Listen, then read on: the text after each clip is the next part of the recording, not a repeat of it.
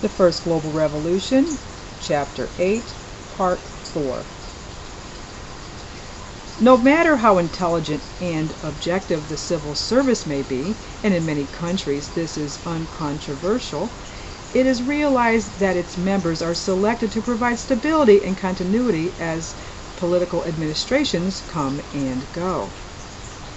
Hence, they are seen to stand for the status quo, to be the apotheosis of inertia and resistance to change, especially radical change.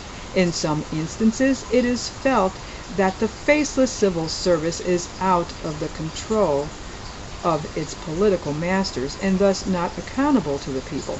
Certainly, it is extremely difficult for a minister to master all the details of his departmental activities, of which he has probably had no prior experience, while his officials, highly and professionally informed, know all the answers. There is undoubtedly some reality in these criticisms, and equally at times a good deal of benefit in the informed caution of the official when faced with an inexperienced minister. The considerable extension of government responsibility in recent years into so many aspects of life has inevitably led to bureaucratic inflation, and in some cases, such as defense, to perpetuation of power and policies. Internal policies may at times be creating dangerous and partly concealed vested interests. Some particular issues. Having outlined some general considerations on governance, we feel it necessary to discuss some aspects in more detail. Resistance to change. Governments seldom generate innovation. They react to pressures for change which arise from popular demands, either through the democratic process of elections or in the aftermath of a successful revolution. However, in reacting to demands for new approaches, the natural conservatism of administrations, and not only its civil service component, is often able to put on the brakes. Their approaches are essentially linear and are based on either rigid rules of procedure and behavior or else on accumulated case experience.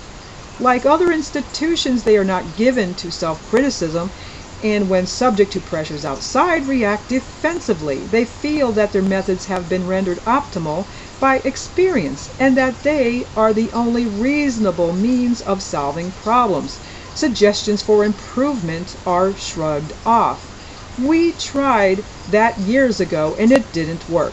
It is rare that mistakes are admitted or missed opportunities recognized. Problems are treated in a sequential order, and mistakes resulting from slightly wrong decisions with regard to slightly misunderstood challenges accumulate. In a benevolent environment such as that which existed during the long period of economic growth, warning signals are few and dangers seem too far off to keep the organizations alert rather than resting on their laurels.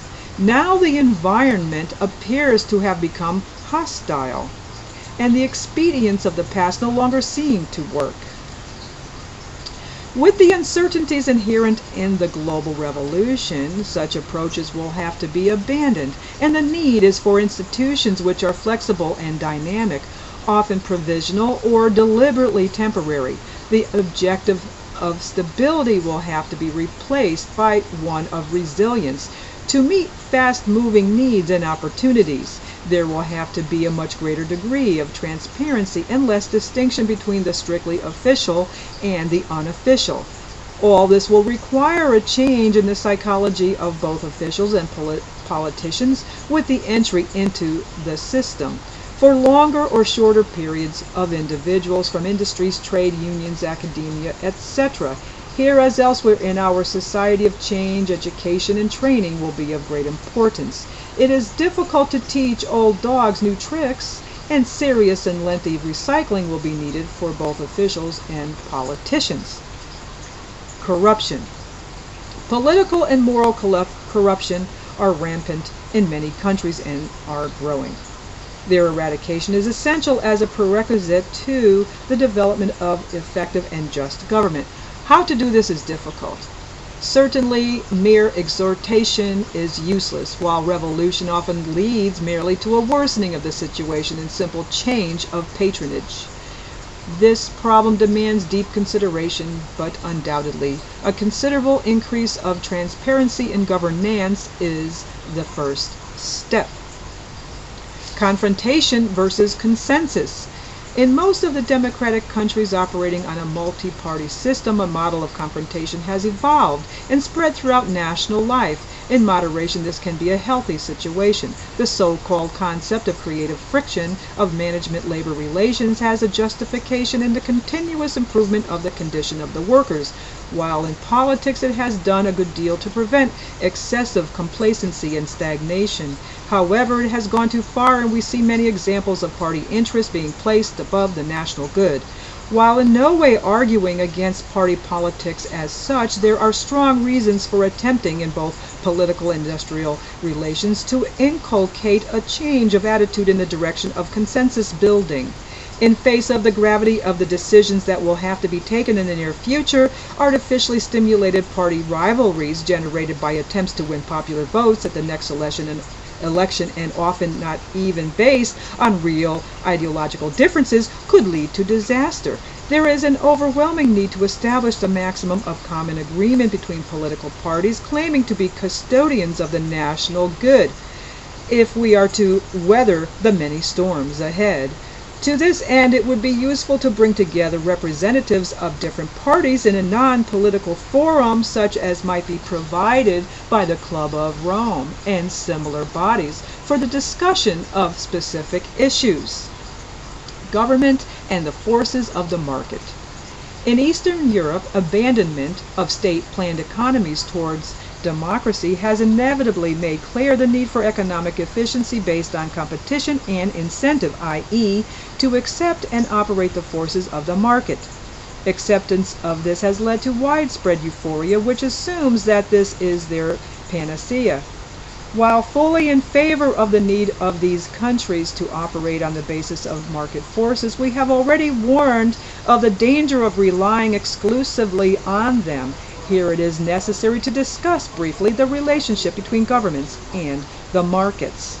The market is ill-adapted to deal with long-term effects, intergenerational responsibilities, and common property resources. It operates essentially to short-term signals, and thus its indications can be gravely misleading if applied to long-term needs.